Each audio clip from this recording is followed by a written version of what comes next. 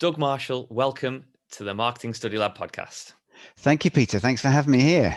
Absolute pleasure. Really looking forward to today as we talk about B2B marketing, which is it'll be an interesting topic, something we've covered before, but something that's quite prevalent to a lot of listeners. But before we get into that, two things we need to cover is your backstory. But before we even get to that, you're not getting away without a random opener. And my random opener is, and this is kind of make or break. We could end the interview after this, to be fair. Do you take the last biscuit? So it's an interesting question. I do like a biscuit, it has to be said, particularly in lockdown. I do actually have a bit of a strategy. Okay. So if I'm in a meeting, there's sort of 7 people in the meeting, and there's one biscuit left, I am keeping my eye on that last biscuit. Looking round, is anyone going to try and take it? And if no one does, then I'll sort of pick the plate up, offer it around. Anyone want the last biscuit? And so far, nobody ever has. And that's my strategy for getting the last biscuit. Yeah, I like it. I think there's always that awkward 15, 20 minutes where there's one left and it's like, is anyone gonna, I want it, should I take it? But I'm British, so I can't really just go and take it because that is just a terrible thing to do. Absolutely, I'm with you. You got to have a strategy on the biscuit front, Yes, haven't you? definitely. Brilliant. Okay, so let's get into more serious stuff. Yeah. And what's brought you to this stage in your career and what are you up to right now? Okay, brilliant. So I started off in marketing for 2 publishing companies, doing marketing management and leading marketing and sales teams. From there, I went to a company called Wilmington PLC, and I was actually a publishing director. So I was looking after a portfolio of services. And when I became publishing director, I really wanted to use my marketing experience and have a really good marketing ethos in that business. So the particular business I started off at Wilmington was actually a music information service. And many years ago, if you used to go into a record store and you wanted to order a record, there used to be this big red book, and someone would look through that and they'd order a record from this big red book. And this was the business that I was looking after. And I sort of obviously asked lots of questions about the business, and I found out there were 2 digital customers we had, and I thought, well, that looks interesting. And one of them was called Amazon. Okay. And that gave me an introduction to Amazon to talk to them about what kind of they wanted from their service. This is many years ago, and what I was able to do by talking to them and other customers, we found out there was a huge demand for content on the web for e-commerce sites. And so over 8 years, I turned this big red book into the leading provider of content for entertainment for e-commerce sites, for CDs, DVDs, and games. Yeah. And what was really important in there was using that ethos of speaking to customers, finding out what they wanted in the future. And so it came from simple listings of records to cover scans, audio clips. Can we have biographies? Making sure we had video game information. So constantly talking to customers, what's the next thing you want? How can we make your life easier? How can we help you make more money? So that was kind of a really interesting period for me. I then went on to run another business, which was in the film and TV information space. And the portfolio of products I had there were mostly advertising products. And I really thought we needed to balance the portfolio with a subscription product. So again, I thought, let's go back to marketing ethos. Let's go out and ask customers what it is they want. And I asked them a very simple question, which was, what's the one bit of information that you find difficult to get hold of, but would be really valuable for you? And whether it was a film studio or a composer, they all said the same thing. We don't know what's being filmed in the future. It's really difficult to find out when that next Star Wars film is going to be commissioned and greenlit. So can you provide that kind of information? Anyway, we had some sort of similar services. So we put together a completely new subscription service called Production Intelligence. It was all online, it was all personalized, and it really helped all of those production services engage with people who had actually producing films and TV programs in the future.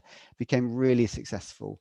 And again, going back to that marketing ethos of talking to customers, of finding out what it is that they want so you can help them solve their problems. Love it. And from then I became group head of marketing for Wilmington, and working with 14 different marketing teams across Wilmington. And that was really making sure that we were helping all of us learn from each other. So it wasn't me being the marketing guru. It was making sure, right, what are you doing that's working really well? How can we adapt that for this business? So for example, lead scoring. How is that helping your business? Can we use it in this business? And also doing a lot of customer research as well, finding out what customers wanted in the future. And Wilmington is big in information and learning. So it's really important to find out we know there's been a lot of developments recently around e-learning that was happening years before. So really finding out from customers how they wanted to experience learning services. The thing that I really, really like about everything you just said then is that I don't think you mentioned, and this is like this is where I get on my soapbox a little bit about good marketer, bad all-round marketer, is that I don't think you ever mentioned promotional elements or comms elements in any way, shape, or form.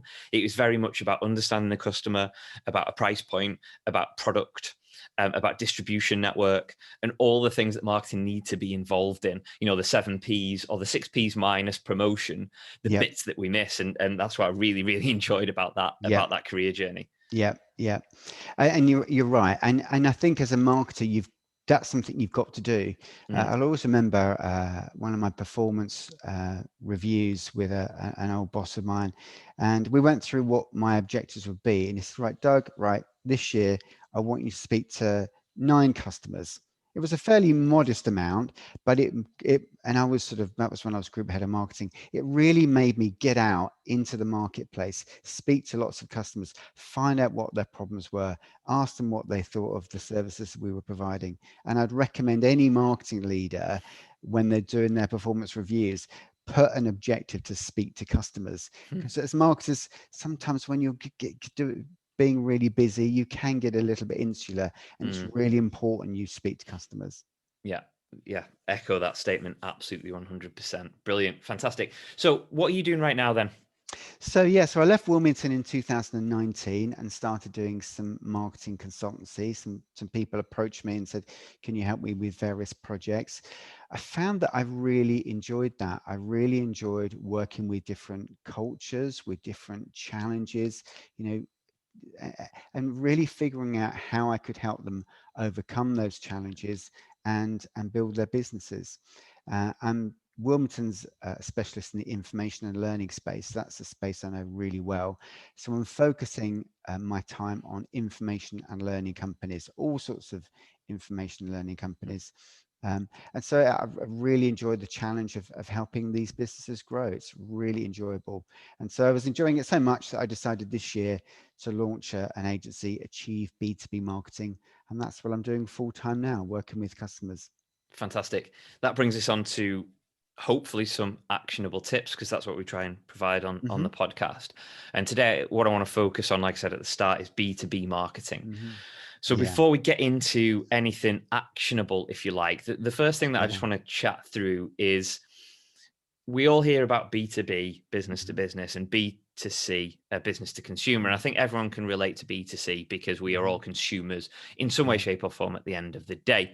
But what's the difference? Is there a difference between B2B and B2C and how we have to tackle this and view it? So I'm going to answer that by saying, yes, there is a difference, and no, there isn't a difference. And I'll explain that. Nice. So yes, there is a difference in that. And to understand that difference, I think you need to get into the mind of the customer. So when a customer is making a big purchase, what is going on in their mind? And I think one of the things that is similar is that both B2B and B2C, it involves emotions. But let's think about the emotions that a B2B buyer goes through. Okay, if I'm responsible for spending millions of pounds on some new software, what's going on in my head? Well, there's going to be a lot of emotions, because if I make a decision which long term will really help the company succeed, that's going to really help the company. It's going to help my career. That's going to make me successful. There's a lot of good things that are going on in my head about that. But on the reverse side of that is, what if it's not a great decision? What if it goes badly? How will that affect my career? So the emotions of excitement and fear and anxiety, they're all there when you're making a big B2B decision. Another difference is that you're probably going to have more people involved in that Mm. decision. So if you're doing marketing, you're going to have to make sure you're engaging with lots of different people. You know, for a really big marketing decision, it might be even going up to the CEO. So when you're doing marketing on a B2B level, you need to think of the multiple people in a decision-making unit. The other thing that happens, because it's such an important decision, is that people want really good educational information. You're making a big decision. The first thing you're going to do is do your research. It's not to pick up the phone to a salesperson. So as a B2B company, you've got to make sure there's really good educational content, which is going to be extremely engaging, really helpful, and get a sense of trust early on with the consumer. So that's another thing that's different. And also sort of the lead times are different. B2B decisions tend to be a lot longer than consumer decisions. So yeah, those are all things that are different. What is the same? Well, absolutely, you are still marketing to human beings. You know, business to business doesn't literally mean to a business. It's people within that Mm. business. So it's still important to consider their emotions, their motivations, great pricing, good products, promoting in the right way at the right time. They're all fundamental. So B2C have an awful lot in common, but there are some things which are different. Yeah, yeah, absolutely. Um, yeah, we all deal with humans. So somebody said to me a couple of weeks ago, um, when I think I said something along the lines of humans buy from humans, or people buy from people, and said, "Well, what about Yeah. Amazon?" And I was a bit stumped. I was like, "Yeah, okay." So yeah, well, and the way I answered that was, well, if you look at Amazon's business model and what that is all about, is that's all about convenience, and it's basically a supermarket that does everything that's online. Yeah. And Yeah. you're not necessarily going for that human interaction, that warmth, and buying from somebody, because the reason you go to them is because of that convenience. It reduces a friction point in your life, of which we've all felt at least last year, if not this Yeah. year as well. Yeah. And there's emotions you go through, even when you're buying something very simple. You still go through, if you don't get that email immediately after you've bought something, you feel slightly anxious. Did I press the right button? And I think Amazon is great about reducing anxiety. Yeah. Yeah, again, it's all back to human emotion, isn't it? It It's is. all back to that feeling and understanding your customer base, and Amazon do that extremely well. They do. Okay, right. So one big question that I'd like to ask, because I think a lot of people listening will have been in this position or feel like they've been in this position. You're dumped into a business, Yeah. B2B business. What's the plan? Where Yeah. do we start? Yeah. Yeah. Well, I was listening to a previous podcast of yours recently, Peter, with PR Smith, and Excellent. I'm a big believer in good marketing planning. And by the way, there's people talk about marketers working in an agile way, and I do believe in that, but I don't think it's a choice between working in an agile way and having a good annual plan. Yeah. So what I would typically do is make sure I'm thinking about those three fundamental questions that PR Smith does, which is, where are we now? Where are we going? How do we get there? They're really good fundamental questions. And the sort of things that I would do is getting back to good customer research. I would be going out to customers. I'd be going out to current customers. Why did you buy from us? What were the good things that you liked about this business? I'd be asking people who are lapsed customers, what happened? Why did you leave? Mm. Was there something that we did? Was there something a competitor did? And I'd be looking to prospects who maybe went elsewhere and finding out why they went elsewhere. So I do a really good situation analysis on the company to find out where we had the right to win. That's something I like to do with my current clients. Where do we have the right to win? What are the skills? What is the reputation that means we can actually win in this marketplace? And often it's about focus. Where are we focusing on, and where shouldn't we be focusing on? And obviously I involve an awful lot of people in that marketing planning, but it's a really good idea. Do your research, come up with smart objectives, have a good strategy with those tactics and actions that may help you achieve that strategy. And I think every year when I'm asked what should we focus on this year, or what's the big things for 2021 in marketing, and I've just got off a call with somebody as well, and one of the slides it showed TikTok, cryptocurrency, automation, algorithms, and there was another thing, voice and VR. Voice. And I said, all these things could be hugely important in your business. They could be hugely important in your marketplace. Mm-hmm. But this shouldn't be our starting point. And the chances are that if, like you just said then, where are we now? Where do we want to go? Mm-hmm. Most of those things, if not all of them, will not factor into that yet. It's 2021 for our businesses, not Yeah. 2021 for Google, for Amazon, for any tech giants, which need to be focused on those Mm-hmm. things. So let's bring it back to the basics of what we know, which is probably email marketing, a bit of social, PR, all those things which are Yeah. fundamentals. Yeah, absolutely. Absolutely. And that's why it's important to think about objectives and strategy before you think about tactics, because tactics could lead you in a direction you didn't actually even want to go to. Yeah, absolutely. So bringing it back to marketing Mhm. strategy, Yeah. and again, kind of soapbox, good marketer, bad marketer. Bad marketer always starts with the tactics, and we need to be Yeah. on this platform. We need to Yeah. be this. We need to do that. It's like, why? Um, so in B2B or in just a business in general, Yeah. like you rightly said, there's more people involved in decision making. So who should be involved in developing a marketing strategy? Mm. So what I would recommend is that as a good marketer in a business, you should be speaking to a lot of people a lot of the time. It's not just about when you're actually putting together Mm, your marketing plan. So make sure you've got good relationships with your sales director. Depending on the size of the business, make sure you've got a good relationship with your CEO and your CFO. It's good to make sure you have those informal and formal conversations so you're understanding what their motivations are, but also making sure they get an idea about what your motivations are. When I'm putting together any kind of marketing strategy, it's a really good idea to make sure anything in your strategy is aligned with company goals.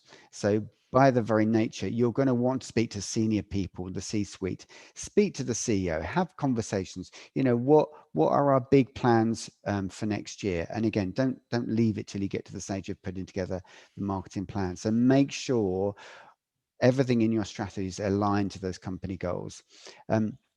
With your CFO, and I found different CFOs that I've worked with, they like different things, and it's good to know what they like. One CFO I worked with, he loved the idea of marketing automation. He totally got it. So that was obviously really helpful to know that when I was putting together my marketing strategy. It's a really good idea to get on with your sales director, to build a really good relationship with your sales director, knowing what their targets are for the next year, knowing what's worked for them in the last year, to make sure that most marketing directors will have lead generation as part of their role. So let's figure out how can we do that in a really good way, which is going to manage your expectations, but also help you achieve your targets. I would also mention just marketing colleagues, what's worked well, what did work well with certain tactics actually in the year, what didn't work so well, what do we need to invest in? And I would really focus on marketing skills as well. What mm. marketing skills have we lacked this year that actually could really help us next year? And often that's developing or bringing in or giving to an agency sort of specialist functions. So that's really important. And I would also mention customers. Make sure that keeps on flowing through your marketing strategy. Mm. What's changing with customers in the last year? What will they need in the next year? How do we need to engage with them in a different way? What new services will they need? So it's definitely multifaceted, and it requires quite a lot of time about getting it right. Yeah, absolutely. So, just final point on strategy before Yeah. we move on. Could talk about that all day. To be Yes. fair, uh, and we've alluded to it, but I'd like just to get your take on it. And you mentioned a couple of bits, but strategic direction is a big and scary word for some people that's listening. And I don't feel it has to be big and scary. It's just a Mm, direction at the end of the day. mm. But why do we need that? And why can't we just jump into the tactics? Because if you just do the tactics, the results might not help you actually achieve the goals for the company. Hmm. So I've been working with one company in the last year, and we've really, me and the owner, we've really been looking at how we can make the business much more successful. And one thing we found is that um, they need to broaden the range of customers that they've got. So they're a little bit reliant on a few customers, and they want more customers. So the ratio is a little bit less on those larger customers. So we've really thought, well, how can we do that? And it's really making sure we're on the preferred supplier lists for some key companies. Okay, so how do we then get on the preferred supplier list? And that's when you start to think about tactics. So Mm. we're thinking about the strategy and the goals of the business before we're thinking about tactics. And those tactics, they're there to help you achieve your strategy and your objectives, not the other way around. Yeah, very nicely put. Which moves us on to something that we haven't spoken about yet. Yeah. For two marketers, that's unbelievable for some people, and that's communications. Yeah. And it always makes me laugh that is usually the starting point for most conversations, Yeah. because it's the bit that everybody sees. It's the bit that everyone's got an Yeah. opinion on. It's the bit Yeah. that people say, don't like that font, don't like that color. Can we make this bigger? What's this Yeah. doing there? Don't like that, because they can see it. It's Yeah. their perception. Yeah. Um, but when it comes to the communication part of our Mhm. tactical mix, what Mhm. should we be looking for here? Why do we Mhm. choose certain channels, or Mhm. what guides us towards those Mm, channels of comms? mm, mm. Well, there are definitely some channels I'm looking at with my clients this year. Obviously, you look at a range. One channel I really like at the moment is actually events, and that might sound counterintuitive with what's happened in the last year, but I'm fascinated to see how events have changed in the last year and how events organizers have very quickly adopted digital Mm. platforms, and some of them been outstanding, and some of them have not been outstanding at all. Nicely put. And I went to B2B Ignite last year, and that was fairly early on in the pandemic. And they B2B Marketing did a brilliant job, I thought, about putting on an event on a platform called Hopin. And from a marketer's perspective, why is this important? Well, I think it seems as though it's getting harder and harder to grab customers' attention with all the Mm. noise that's going on, whether it's your email open rates, your engagement on social media. It seems to be getting harder. Events are actually a really good way of engaging with customers. So if you're working with your sales director or your business owner or whoever it is, think about, would it be a good idea to get a speaking slot? Which of the events would it be really good to get a speaking slot at? If we have a speaking slot, how can we make sure we get lots of people to come to that speaking slot? Okay, and if we've got that speaking slot, what's the result we want from that? What's the objective we want? Is it for customers then to speak to us on our digital booth? Is it to download a really interesting white paper or thought leadership document on our website?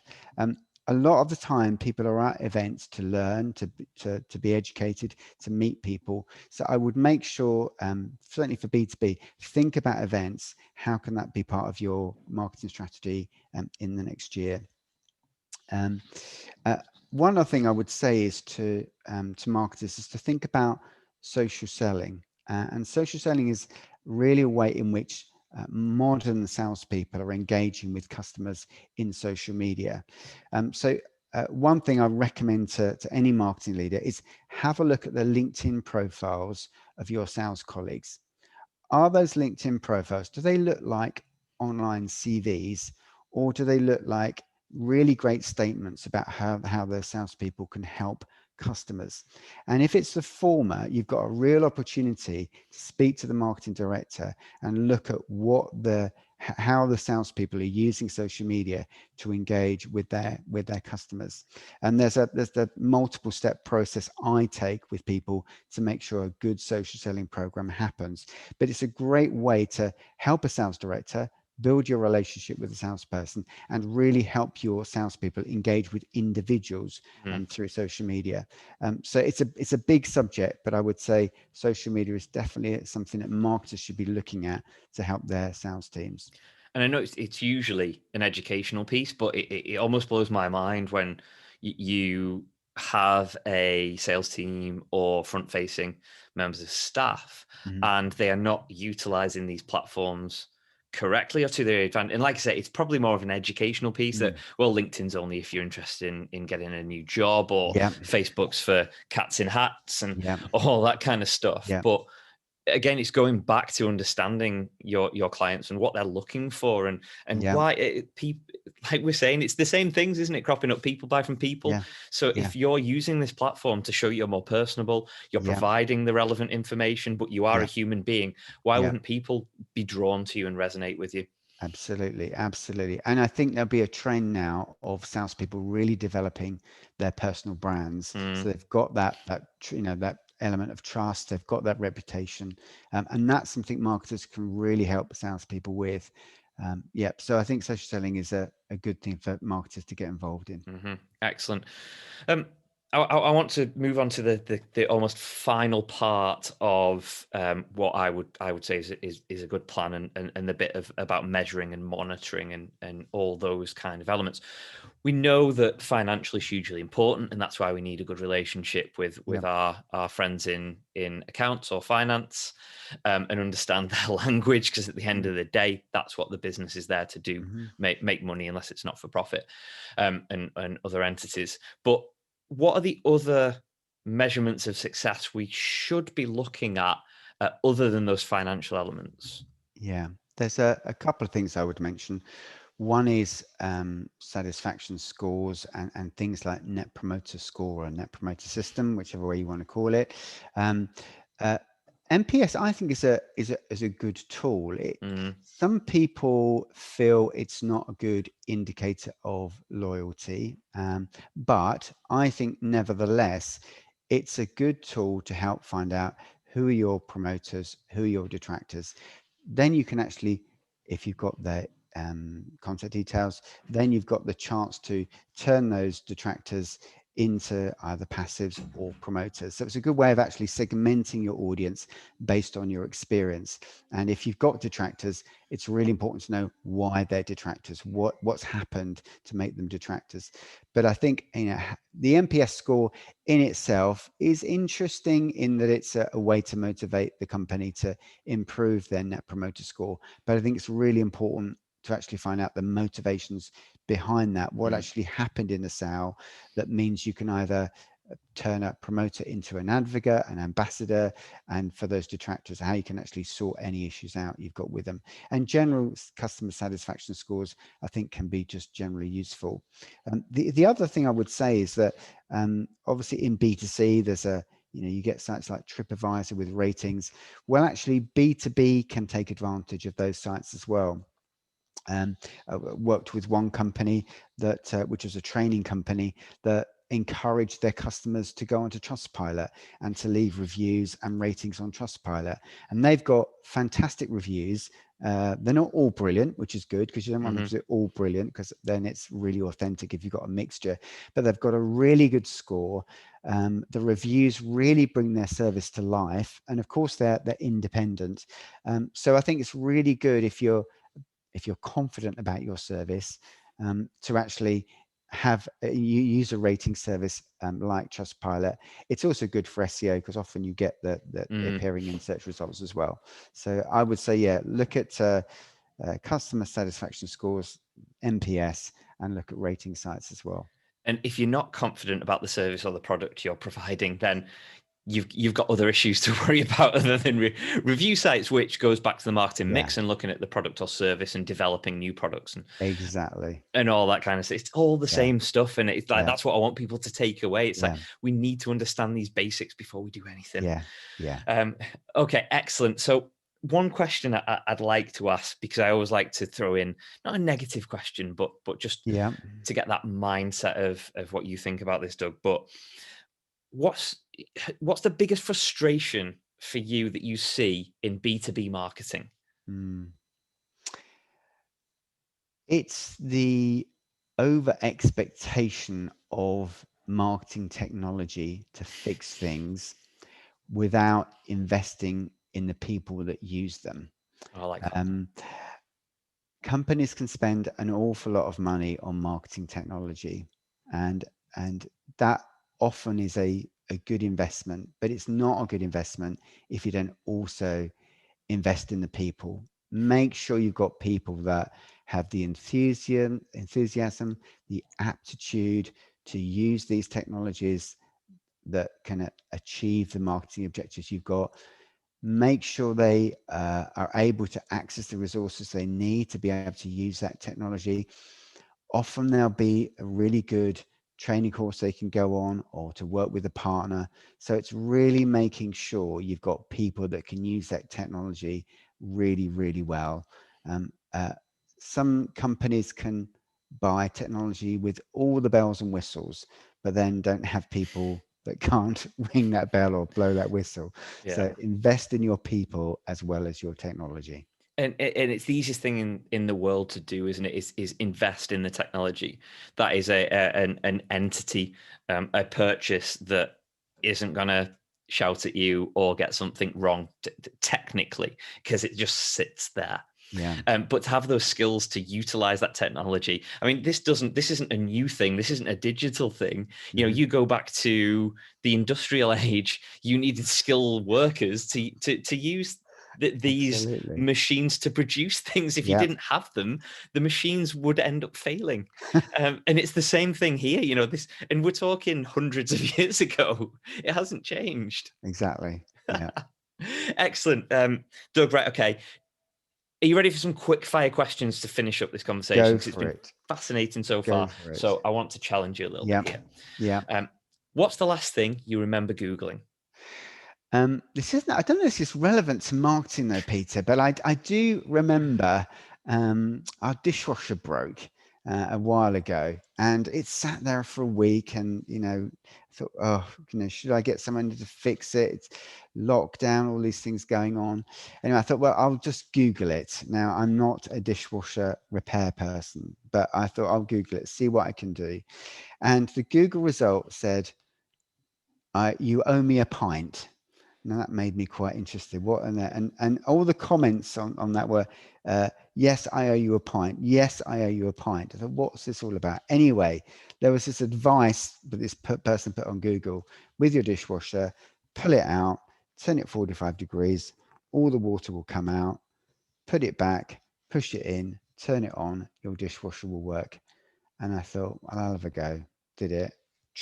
It worked. Wow.